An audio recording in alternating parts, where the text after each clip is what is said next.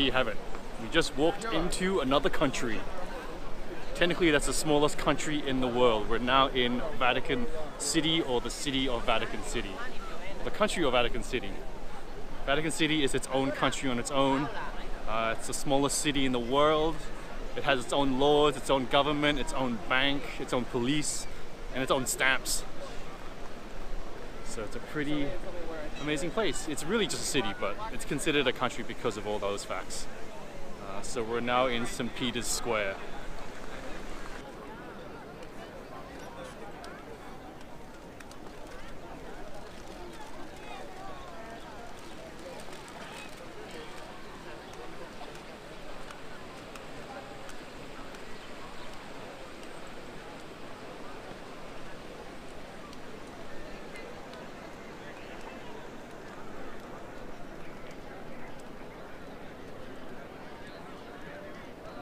So we're right in the heart of St. Peter's Square right now, with St. Peter's Basilica behind me. It is the largest church in the world, and also has the largest dome in the world. It is 42 meters in diameter and 138 meters tall. It is huge. If you have a look really closely, you can actually see statues on the very, very top of the basilica. There are 13 statues which represent the very one in the middle, of course, is Jesus Christ, and the other 12 are the 12 apostles. There are other two big statues as well, one on this side and one on the other side, left and the right side. This one here is the patron saint, St. Peter. That one on the right there is St. Paul.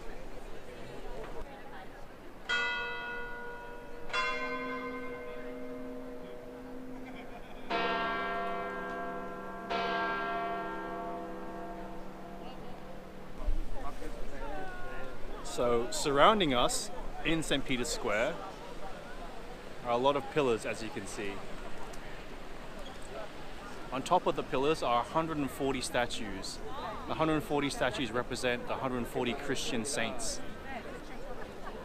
It's a really, really beautiful monument here, with the Egyptian obelisk in the middle. So we just left St. Peter's Square. Technically we're outside the country of Vatican City right now. We're walking around the outside along the wall, going to the Vatican Museum and entering the Sistine Chapel. Interesting note that you can actually become a citizen of Vatican City, but you pretty much have to work there. There are 3 levels of citizenship. First one is the very highest level. You have to be a cardinal in order to be a citizen.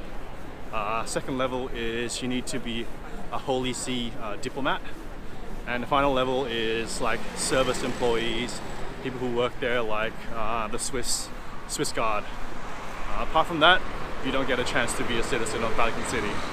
So it's a very small elite, I guess.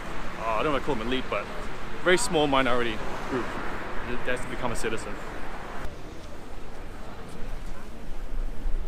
You see behind me, the line to buy tickets to get into the Vatican Museum is huge. I'm glad we pre-ordered and bought our tickets online. It goes on and on and on forever.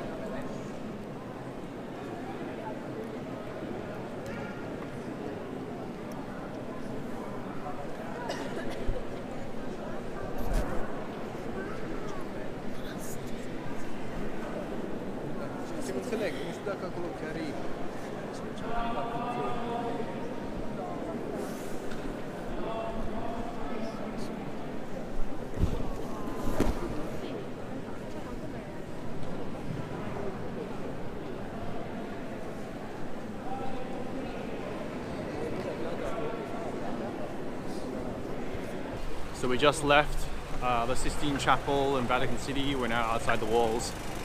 Unfortunately, we weren't allowed to record in the Sistine Chapel itself. I even have to take my hat off and everything because it is an actual official chapel. The Pope does use it on a regular basis. He does baptisms there, as well as special prayers, and the cardinals meet in the Sistine Chapel for conclave to decide the new Pope. I've heard about 500 million people visit the Sistine Chapel every year. And it's not a very big place either. It's actually pretty small. It's very high, as you can imagine, and it's very long, but it's not very wide. Hence, it's a chapel, it's not a basilica. But it is a beautiful, beautiful chapel. As you can imagine, the ceiling is painted by Michelangelo. It has the creation of Adam on the ceiling. It depicts the creation of Adam when God breathed life into Adam. Beautiful, beautiful painting. Actually, the whole entire chapel is basically painted by Michelangelo. Really, really stunning. And I'll show it in the video a bit later.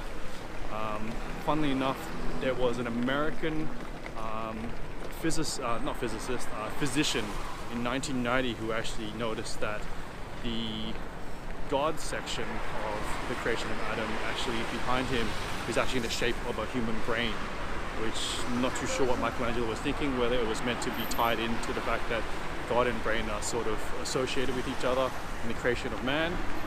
But yeah, interesting fact.